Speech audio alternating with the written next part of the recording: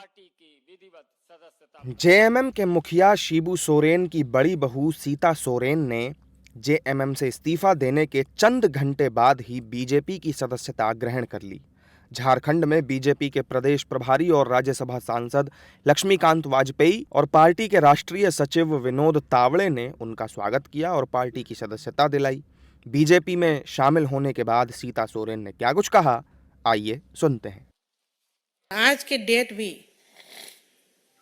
को भी हम जब तक देख रहे हैं, झारखंड विकास से कोसों दूर है।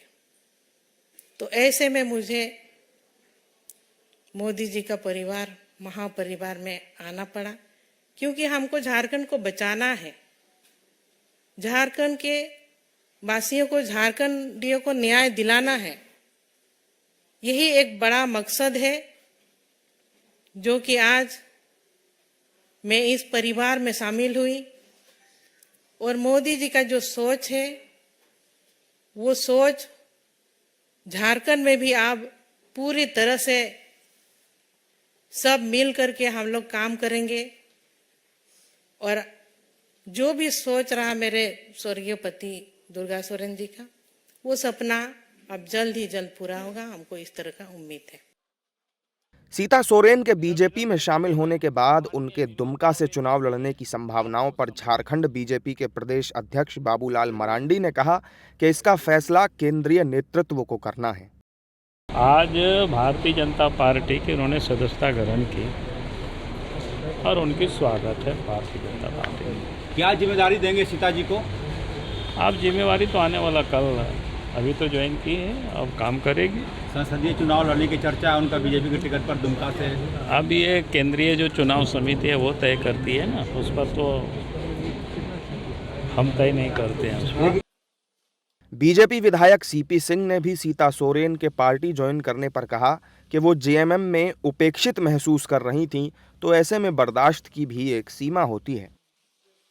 तो स्वाभाविक रूप से जो दुर्गा सोरेन थे, जिनका जेएमएम को आगे बढ़ाने में बहुत बड़ा योगदान है, अब उनकी पत्नी है, उनकी पत्नी जेएमएम में उपेक्षित हो रही थी, उनको कोई वैल्यू नहीं दे रहा था, तो ऐसी स्थिति में बर्दाश्त की भी एक सीमा होती है।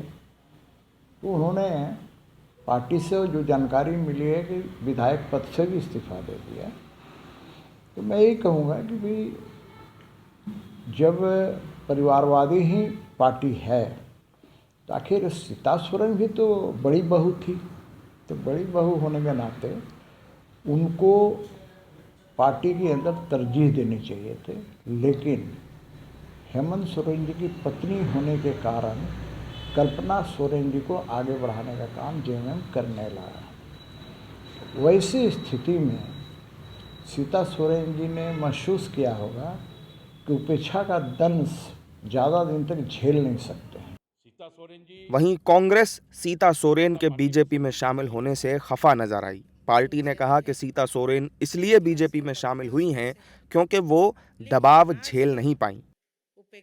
सीता सोरेन जी भारतीय जनता पार्टी में सम्मिलित इसलिए हो गई कि उन्हें पता था कि उनके ऊपर दबाव है, और अगर वो दबाव झेल नहीं पाई, क्योंकि हर व्यक्ति हेमंत सोरेन नहीं हो सकता, अपने परिवार से वो सीख नहीं ले पाई। हेमंत सोरेन जी आज जेल चले गए, लेकिन वो प्रधानमंत्री के आंखों में आंखें डाल करके आज भी ये प्रश्न कर रहे हैं कि देश की अर्थव्यवस्था क्यों गिरी, किसानों को एमएसपी क्यों नहीं मिला। तो सीता सोरेन जी आंख में आंख प्रधानमंत्री का नहीं डाल पाई और वो घुटना टेक दी। शिबू सोरेन जी के संघर्षों का जो त्याग रहा है, हम कह सकते हैं कि सीता सोरेन जी उसे धरोहर के रूप में नहीं संभाल पाई। सोरेन परिवार के किसी सदस्य के बीजेपी में शामिल होने की ये पहली घटना है। अब देखना ये होगा कि चुनाव में बीजेपी को इसका कितना फायदा मिल पाता है।